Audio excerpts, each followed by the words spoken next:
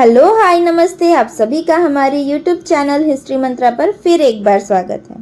दोस्तों, हम जब भी मराठा साम्राज्य के बारे में सुनते हैं, हमारे नजरों के सामने सबसे पहले छवि आती है छत्रपति शिवाजी महाराज की। और हो भी क्यों ना, ये वो राजा थे जिन्होंने अपने धर्म की अटलता की लड़ाई लड़ी, वो भी दूसरों के धर्म का पूरा मान रखते हुए। ये वो राजा थे जो महिलाओं के सम्मान के लिए लड़े, जिन्होंने 250 से अधिक किलो पर मराठा साम्राज्य का ध्वज लहराया, अपनी 2000 की सेना का बल 10,000 तक ले गए। छत्रपति शिवाजी महाराज का जन्म 19 फरवरी 1630 में शिवनेरी फोर्ट में हुआ था। उनका पूर्ण नाम शिवाजी शाहजी भोसले था। शाहजी भोसले बीजापुर आदिलशाही सल्तनत में सेनापति थे, इसलिए शिवाजी को उनकी माता जीजाबाई का साथ मिला।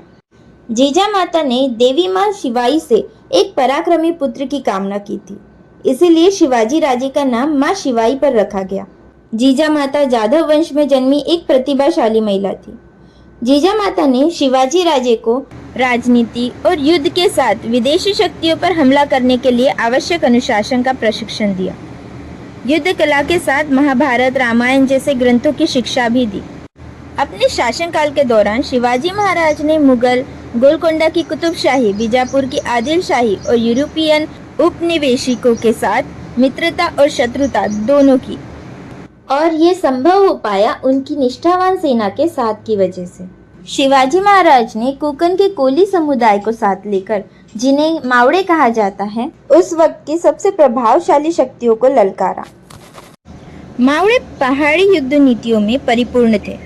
शिवाजी महाराज ने मावड़ों के साथ एक थाली में भोजन कर ये बताया कि वो हमारे राजा नहीं, हमारे लिए राजा हैं, और इस प्रकार अपनी जान पर खेलकर अपनी पूर्ण निष्ठा शिवाजी को समर्पित करने वाली सैन्य बल शिवाजी ने तैयार की। आदिलशाही एक सल्तनत थी जो 1490 से 1680 तक दक्कन में थी।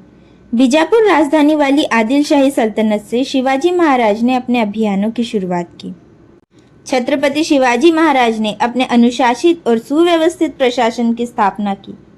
6 जून 1674 में रायगढ़ किले में औपचारिक रूप से मराठा साम्राज्य के राजा छत्रपति की उपाधि के साथ उनका राज्याभिषेक किया गया। रायगढ़ किले में करीब 1 लाख लोगों की उपस्थिति में सोने के छत्र के नीचे 7 पवित्र नदियों के जल से अभिषेक किया गया, और ये समारोह लगभग 4 महीने पूर्व से शुरू किया गया था। शिवाजी महाराज को माउंट रेड कहा जाता था, और छापामार युद्ध की गोरिल्ला नीति के जनक भी शिवाजी महाराज थे। उन्होंने छापामार युद्ध की नई शैली शिव सूत्र विकसित की। उन्होंने प्राचीन हिंदू राजनीतिक व्यवस्था और अदालती शिष्टाचार को पुनर्जीवित किया।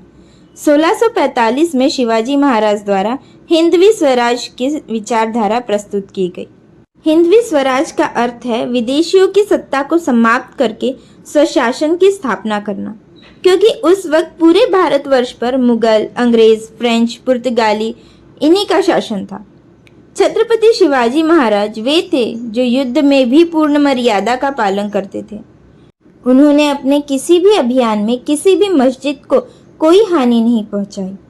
जोर जबरदस्ती से जिनका धर्म परिवर्तन किया गया था, उन्हें वापस मुसलमान से हिंदू बनाया और उन्हें सुरक्षा दी। किलों की लूटमार में किसी भी महिला को अपमानित नहीं किया। शिवाजी राजे ने सुनियोजित स्वशासन के लिए अष्टप्रधान की स्थापना की, जिसका अर्थ है 8 मंत्रियों की परिषद, जिसमें पेशवा, सेनापति, न्यायाधीश, मजूमदार, पंत सचिव, मंत्री तथा दंडाधिकारी थे। वैसे तो भारत के प्राचीन राज्य पांड्य, चोल विदेशों के साथ जलमार्ग से व्यापार करते थे, और पांड्यों के पास तो नौसेना भी थी जो पांड्य राज्य की सुरक्षा देखती थी।